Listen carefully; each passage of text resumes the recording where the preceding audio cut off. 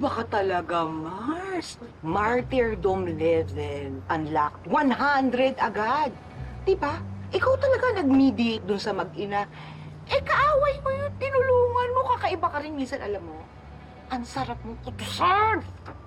Nakita ko kay Hazel yung sitwasyon namin ni na Jeffrey at saka ni Andrea.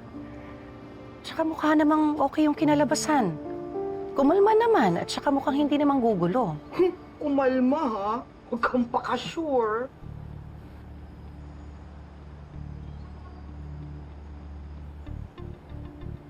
Mukhang duda pa rin si Pa sa pagbait-baitan mo, friend. Wala naman akong pakialam dyan sa Amazonan yan. Ang importante sa akin, makumbinsi ko si Manuel, Jessica, at syempre yung Felma na yan.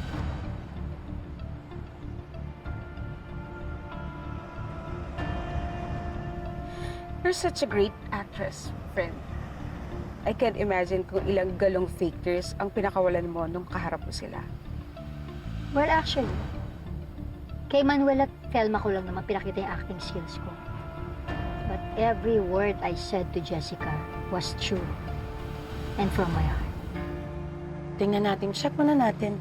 Naku, may sira iyan. Naku, dali mo to sa loob, tapos palitan mo yung box, tapos check mo yung item sa loob, ha? Okay. Basta pakatandaan mo, Mars, ha? Mag-iingat ka din kay Hazel.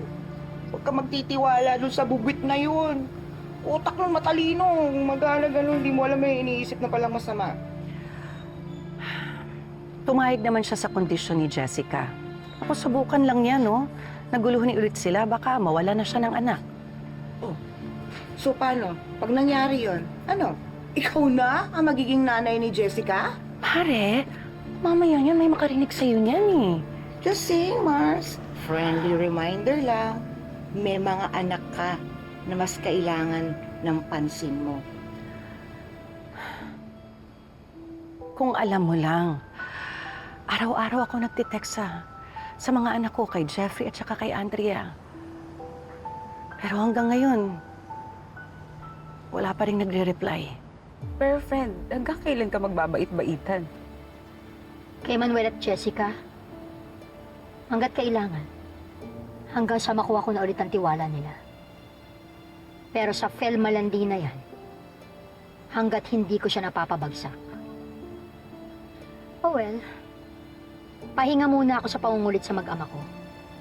Dito muna tayo mag-focus, dyan. Sa tendera ng longganisa na yan.